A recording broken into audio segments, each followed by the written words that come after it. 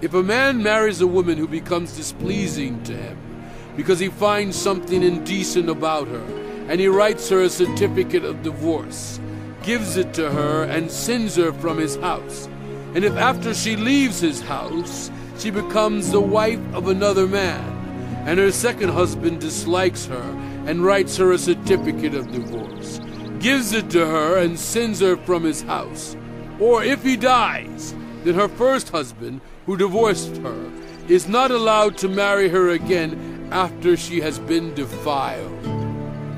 That would be detestable in the eyes of the Lord.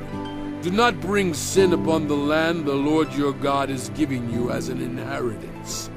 If a man has recently married, he must not be sent to war or have any other duty laid on him. For 1 year he is to be free to stay at home and bring happiness to the wife he has married.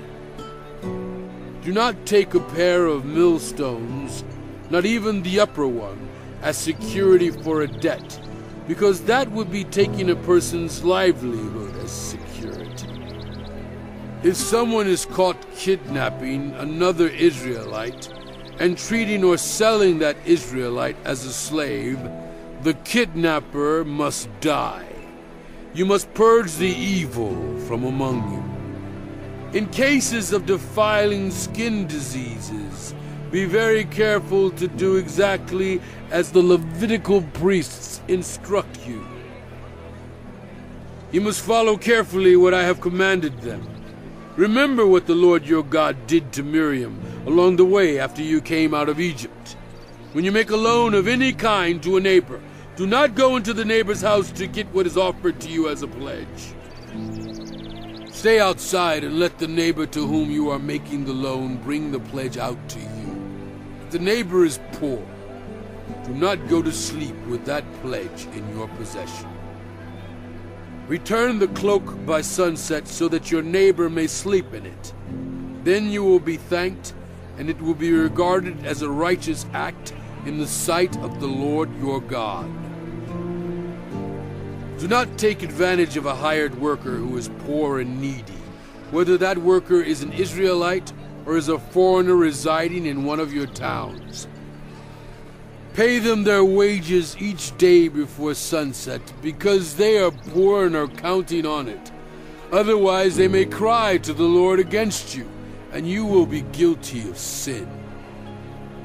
Parents are not to be put to death for their children, nor children put to death for their parents.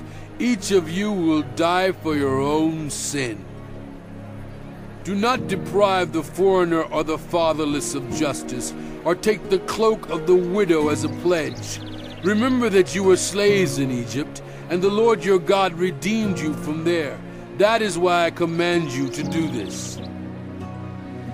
When you are harvesting in your field, and you overlook a sheaf, do not go back to get it. Leave it for the foreigner, the fatherless, and the widow, so that the Lord your God may bless you in all the work of your hands. When you beat the olives from your trees, do not go over the branches a second time. Leave what remains for the foreigner, the fatherless, and the widow. When you harvest the grapes in your vineyard, do not go over the vines again.